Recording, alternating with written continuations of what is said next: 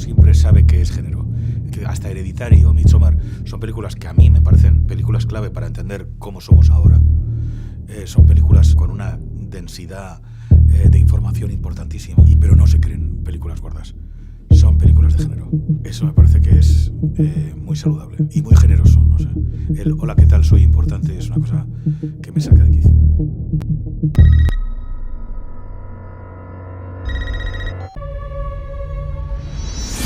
Scream 2022 y el cine de terror elevado. ¿Por qué hablar de cine elevado citando una película como Scream 2022? Muy fácil, porque toda la película gira en torno a una idea muy interesante sobre ese concepto, y esa no es otra que destruirlo. Pero antes de hablar de ello, démosle contexto. ¿Qué es el cine de terror elevado y por qué está tan de moda? Rastreando el origen del concepto me encuentro con que sus inicios son confusos y no parten de una misma fuente. Sus fósiles más antiguos los encuentro en un artículo de la revista IndieWire, una página web que se dedica a hablar sobre cine de autor y cine indie. En ese artículo se hace una distinción entre el terror normal y al que según ellos deberíamos llamar terror elevado, y sustenta su argumento en películas como The Babadook de Jennifer Kent, Hereditary de Ari Aster y La Bruja de Robert Eggers.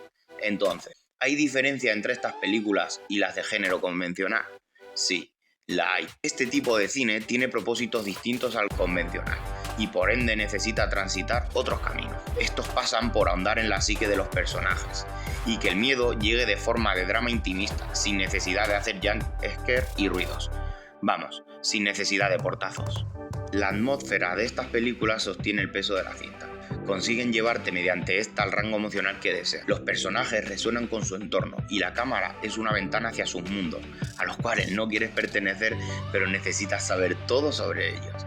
Esto se obtiene a base de una dirección de arte cuidadísima, en la que todo forma parte de una orquesta bien afinada y cada aspecto es un instrumento al servicio de algo más grande, ya sea maquillaje, fotografía, música, todos los etcéteras que imagines. Todo converge hacia el mismo punto, aportar textura a la atmósfera. Todo esto te suele conducir hacia un giro final, un plot twist que te permite ver la película por segunda vez y darle una lectura distinta. Puedes encontrar este tipo de giros en películas como El sexto de sentido, La visita o Us.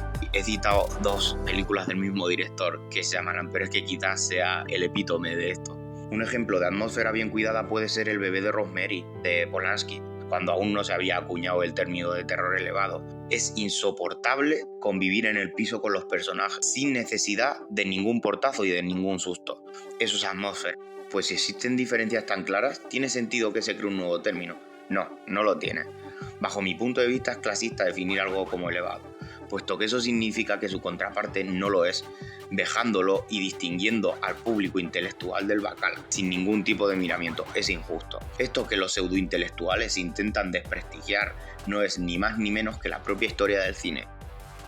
Psicosis es considerado el primer slasher de la historia. Psicosis, del puto Alfred Hitchcock, chicos.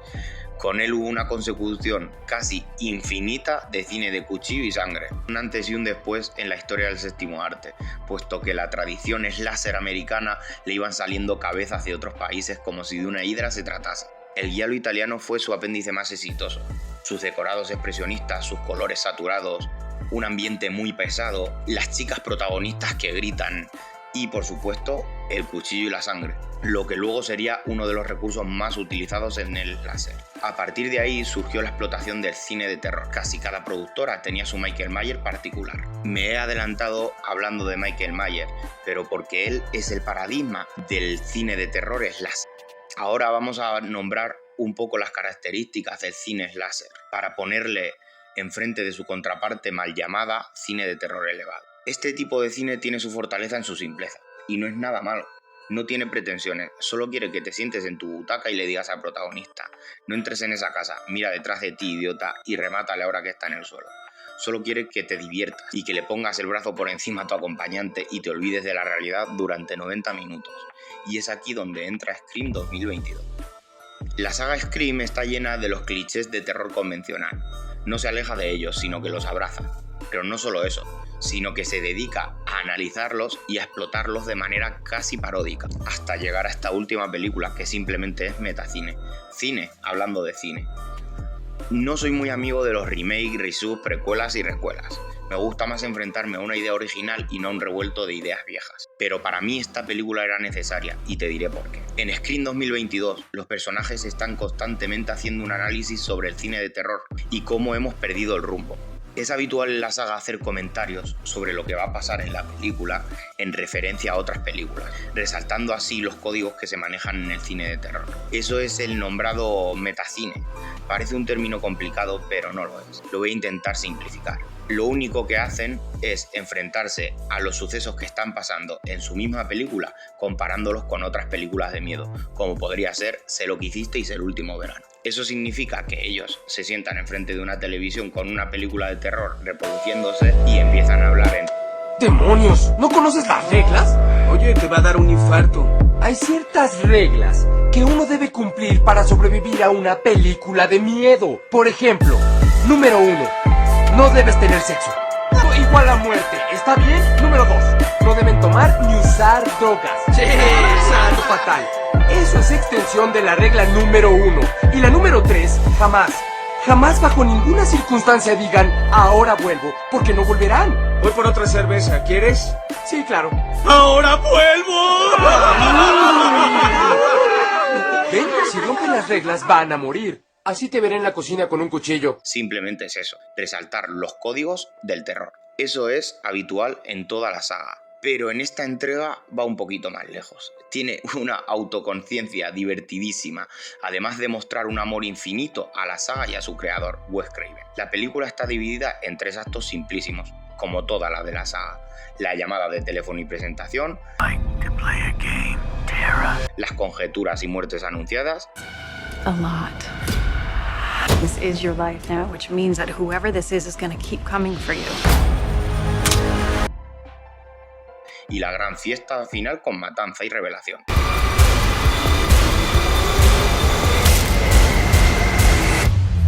Todo esto va aderezado con su ligereza habitual y el no tomarse muy en serio a sí misma, que a veces se agradece entre tanta exploración del alma, mientras explora la toxicidad fan que existe en el cine de terror. Esta película es una hamburguesa. Yo no estoy diciendo que invente nada, de hecho es todo lo contrario.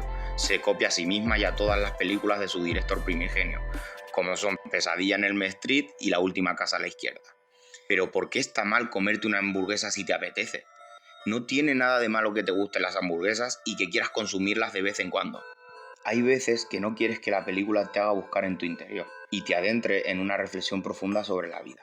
Hay veces que solo necesitas divertirte. Cuando quieras comer caviar, volverás a Midsommar, o El Faro, o El bebé de Rosemary. Pero dejad que la gente se divierta, de verdad.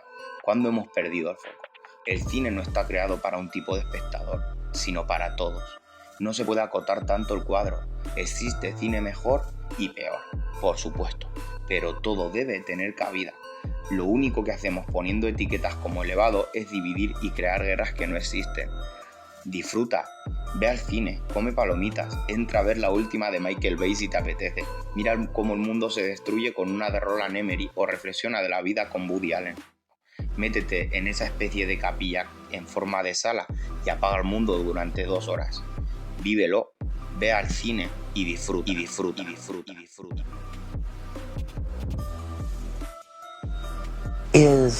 It's easy for a normal audience to just see a B movie from any kind of era right now. All right, straight-to-video movie. Just like, no, that's not very good, and those actors, whatever. There's many cheesy elements in it. They don't have much time.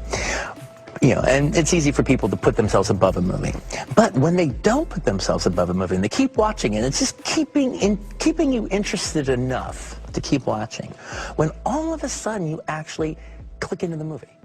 When all of a sudden you care about the movie. You actually care about what happens. You want to know what